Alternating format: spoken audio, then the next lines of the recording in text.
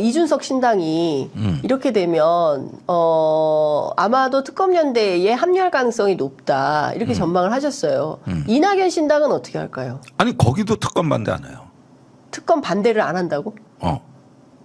이게 무슨 말이에요? 찬성한다고. 찬성한다고? 그럼 같이 합류할 수 있다는 얘기네요. 그러니까 이게 네. 그동안의 우리의 묵은 갈등과 네. 정파적 차이를 초월하는 유일한 담론이에요. 네. 그리고 그 특검 정국을 민주당이 지도해 나갈 수 있고 네. 주도해 나갈 수 있을 때 네. 당분간 야권의 극심한 혼란과 분열은 없습니다. 예. 오히려 연합의 당위가 높아지겠죠. 예. 그게 2016년의 기억입니다. 그렇죠. 예. 그러니까 이런 면에서의 어떤 민주당의 어떤 품격이란 게 있는 것이지. 뭐 연동형이었더네, 비명이었더네, 무슨 수박이었더네, 뭐 명락이었더네. 아이고. 듣기만 해도 힘들어. 산 넘어 산 넘어 산. 그러니까 지금 그 얘기할 때가 아니 그 아닌데. 얘기로 선거 치르실 겁니까? 그러니까 근데 지금 보면 선거제도 하나 가지고 한 달 반이 넘었어요. 정리가 안 돼. 아직도 결론을 못 내고 있어요. 그러니까 말씀해 주신 대로 도대체 민주당이라는 큰 정당의 품격이 어디로 가 있는 거냐. 리더십이 어디로 가 있는 거냐. 정치의 격변기에는 네. 항상 작은 당이라는 예인선이 있고 그다음에 큰 당이라는 고장난 배가 있었어. 네. 그런데 예인선의 비극은 네. 항구에 도착하면 사라져야 되는 운명이지. 이제 네. 정작 항구에 정박하는 건 큰 당이니까. 이 구도가 벌써 몇 번째 반복이 되는데 나는 정의당이 그 예인선으로서의 소금 정당, 등대 정당의 그 가치를 회복해야 된다고 보고 큰 당의 옷소매를 개혁적으로 잡았거든. 이런 어떤 소명을 다해야 이 정치가 산다. 그리고 그걸 넘어서 지금은 특검으로 갈 때다. 이렇게 보면은 그래서 총선을 넘어서 다음 대선까지 쭉 일관되게 이 연합의 힘을 유지하는데 항상 앞에서 희생하고 싸우고 그러면서 창끝이 되자 이런 어떤 결이라면은 우리는 얼마든지 또 다른 영광을 꿈꿀 수가 있는 겁니다. 그런데 이제 이럴 때 자꾸 큰 당이 빠지면 그러면 이제 양당 정치 폐해론으로 프레임이 바뀌는 거지. 그렇죠. 그렇게 되면은 사실은 보수 언론들이 짜는 프레임으로 민주당이 휘말려 들어가는 거죠. 그렇죠. 그러니까 여기서 중요한 것은 내년 총선에서 민주당이 정말 이기고 싶다면 새 판을 짜야 된다. 그럼. 그렇죠. 큰 판을 짜야 된다. 아니 그게 저절로 됐잖아. 아이고 이미 전국은 됐는데. 그리고 이미 국민들은 심판할 결심이 다 돼 있어요. 그런데 정작 민주당이 이 판을 주도하지 못하고 있다.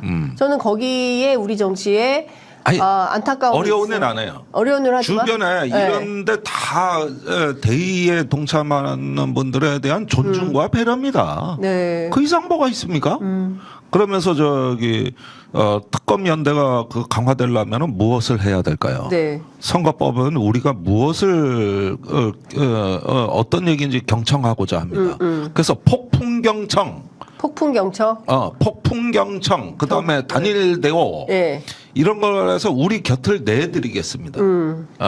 그래서 또 위성정당은 아니더라도 정의, 시민사회 역량이 필요하면은 자매정당도 있고 우당 전략도 있고 많아요. 그런데 이런 얘기는 하나도 안 하고. 갑자기 무슨 병리평획이다 안 그럼 일당 뺏긴다 이 얘기를 해버리니까 151석이 그거는 민주당 사정이지 이 특검과 풍부하고 다양한 정치를 하고자 하는 사람들이 그게 무슨 얘기 그건 민주당 사정이지 그 얘기야. 그러니까 민주당이 일당이 돼야 윤석열 견제한다 그러는데 천만에 민주당이 연합체를 결성해야 윤석열을 견제한다예요. 민주당이 연합체를 결성해야. 그게 정답입니다. 그리고 이건 우리 역사적 경험에 녹아 있는 하나의 어떤 우리의 정신이자 하나의 어떤 전략이었고. 그런데 홀로 민주당이 뭐 한다 그래 성공해본 사례가 있으면 나한테 가져와봐. 그런 사례가 있냐고. 알겠습니다. 김건희 특검법 거부한다는 거잖아요. 10분 만에. 이미 거부한 거나 다름없죠. 이미 거부한 거나 다름없어서 정의당 김준우 비대위원장을 안 가기로 한 거죠. 불참을. 민주당 고민 중이라는데 안 갈 것 같아요. 오늘 홍익회 얘기한 거 보니까. 언제 끝나요? 오늘 중으로 해야지. 2월 3일 날 행사인데. 내일 가는데. 그러니까 저는 이런 결정이 빨리빨리 돼야 된다. 예? 너무 늦다. 아니 저는 예, 별로 중요한 한동훈이 것도 아닌데. 이재명 대표 찾아올 때 그것도 쫓아내라고 그랬어요. 뭐하러 만나냐? 아니 자범 취급하는데. 네. 그리고 특검 저 뒤처리 이상하게 악법이라 그러는데 그러면 천천히 만납시다 하고 돌려보냈어야 돼.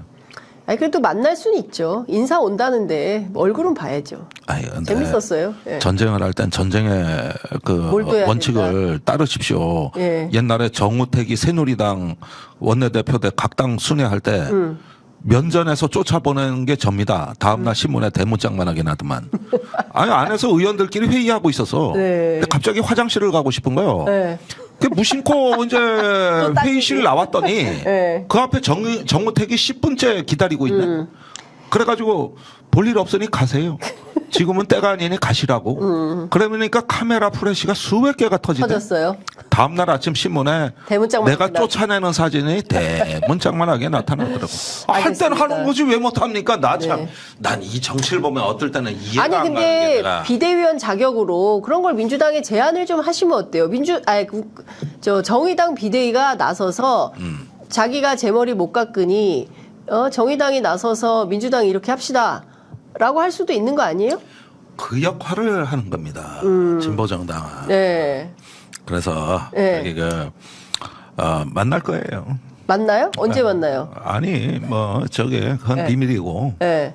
제가 어제 소통 라인을 하나 개척해놨어요. 그 개척된 소통 라인을 통해서 이제 민주당하고 정의당하고 다시 또 연대하고 다 큰 판으로 모이는 판이 지금 마련이 되고 있는 거예요? 적어도 네. 이 전쟁에 있어서 네. 연합의 원칙을 깨거나 여기에서의 어떤 그 각 당의 어떤 정파적 이 소화적 이익으로 인해 큰 판을 깨는 건 내가 못 참는다. 이건 정의당을 위해서 주장하는 게 아니다. 네. 윤석열을 끌어내리냐 안 끌어내리냐 차원에서 얘기하는 것이지. 네. 적어도 이 점에서 나는 민주당 편도 아니고 정의당 편도 아니다. 그러나 그렇게 해야만 우리 정당이 산다는 걸 안다는 거야. 네. 내 그런 면에서 앞으로 하고 선거법도 네. 그렇게 푸는 거다. 시민사회, 정의당, 그다음에 새로운 군소정당하고 저기 이런 거 연석회의를 해가지고 선거제에 대한 대화를 민주당이 끌어가지 않고 그냥 혼자 결정한다. 그러다 가지고 결국은 분열이 생기면 그게 특검연대에 유리하겠냐? 그러니까요. 그러니까 지금 중요한 것은 연합정치의 복원이고 2016년에 있었던 탄핵연대의 복원이고 그죠? 그게 특검으로부터 시작이 돼야 되고 그 큰 판의 주도는 민주당이 해야 되고. 아니 특검연대가 사는 게 저당의 가장 큰 공포예요. 네. 윤석열이나 김건희는 99% 관심이 이거예요. 이거밖에 관심이 없죠. 그런데 여기서 등을 돌리고 약해지면은 쾌재를 부릅니다. 네. 설령 저들이 국회 과반수를 못 얻어도 윤석열 부부만 생존할 수 있다 그러면 속으로는 웃어요. 그런 무도한 놈들이 있는데 그래. 저기 여기서 약한 모습 보여? 심판 천벌을 받을 거야. 천벌을 받는다. 이런 데서 자기 소명을 제대로 못하면 아니 근데 실제로 보수 언론들도 앞다퉈서 김건희 리스크에 대해서는 지적을 하고 있습니다. 중앙일보 최훈 기자가 김영 칼럼을 통해서 퍼스트 레이디 스트레스 해소하고 가야 된다. 이런 얘기를 했어요. 동아일보도 했어. 네. 사과로 쫓아내라고 그랬어. 그거는 이제 누구지? 이기홍 기자가 또 그런 얘기를 했죠. 벌써 오래됐죠. 디올백 수수만은 정중히 사과해야 옳다. 이렇게 지적을 하고 있습니다. 그리고 6.29 선언급 쇄신만이 살 길이다. 이런 얘기를 했습니다. 앞서 말씀하신 대로 동아일보 이기홍 기자는 이 나라 보수는 김건희 리스크를 더 이상 안고 갈 수 없다. 관절을 떠나라. 이런 얘기를 했어요. 이때가 진보 언론보다 조중동 논조가 더 셀 때예요. 네. 김대중 칼럼 보셨어요? 김대중 칼럼. 내년 총선에서 지면 대통령 하야해라. 네. 그렇게 그러니까 지금 그거 진보 언론도 못 쓰는 칼럼이에요. 그러니까 이럴 때는 꼭 보수 언론이 더 세게 나와. 아니 그래가지고 이렇게 깔아주는 멍석에 못 먹어? 난 사람 환장할 노릇이지. 그래서 김종대 의원이 지금 광장 일렬에 나섰다. 그렇지. 그러니까 광장 일렬을 차지하자. 자, 누구는 국회의원 몇 달 더 하겠다고 온갖 폐륜을 일삼는 세상에서 네. 우리는 저기 돌봐드리러 간 간병 요양사들이고 네. 세상을 돌보고 그러는데 우리 정치적 이익을 다 포기하고 가는 겁니다. 다 전부 다 내려놓고 그러면은 저기 하나의 어떤 정의당을 위해서가 아니라 네. 그 연합을 넘어가지고 이 정치의 복원을 위해 가지고 이제 우리 꼰대들 586들 욕만 얻고 못 살겠다. 가서 네. 누리지 말고 봉사 좀 하자. 꼰대 586 누리지 말고 봉사하자. 봉사 좀 하자. 네, 자기 봉사 반성 좀 하자. 하고. 네. 저 탈당한 당원들 좀 다 돌아오세요. 이제 저기 나가서 한 대 계셨으니까 네. 다 돌아오셔서 네. 요양보호사. 저기 아픈 지역 돌보고 네. 평생을 헌신하신 분들이 계시다. 네. 아직까지 소수지만 남아 있고 그러면서 기득권을 한 번도 누려보지 못한 그런 어떤 그 헌신밖에 모르고 약자 곁을 지켜온 사람들이 우리 곁에 있다. 버릴 거냐. 그분들과 함께 다시 정치의 복원을 꿈꾸고 586 운동권 뭐 이런 욕 먹지 말고 네. 순수하게 봉사하자. 네. 그래가지고 제가 이렇게 이제 앞으로 호소를 해야지. 이제. 네, 알겠습니다. 어쨌든 오늘 인터뷰 굉장히 의미 있었습니다. 지난번 인터뷰도 사실은 조회수가 폭발을 했어요. 아니, 글쎄 50만이 넘는 분들이 여기 2%에서 제일 많이 나온 거 아니에요? 2%에서 아니요, 꼭 그렇지는 않습니다. 아, 그래요? 좋았단 말이야. 예. 예, 지켜봐 주시고요. 여하튼 뭐 저희 시간이 이제 다 돼서 마무리를 해야 될 것 같은데 오늘은 그 얘기가 핵심인 것 같네요. 저희가 뭐 북한도 여쭤보고 여러 가지 정세 분석 북한 뭐 원래 여쭤봤는데 저랬지 뭐. 그러니까요. 근데 핵심은 역시 이 연합정치의 복원. 예. 촛불연대의 복원. 저는 뭐 이런 거라고 연합주의자예요. 봅니다. 연합주의자다. 전 연합주의. 정의당에도 독자 노선파가 많은데. 네. 저는 연합주의자예요. 예. 그거 없이는 뭐 생존이 안 돼요.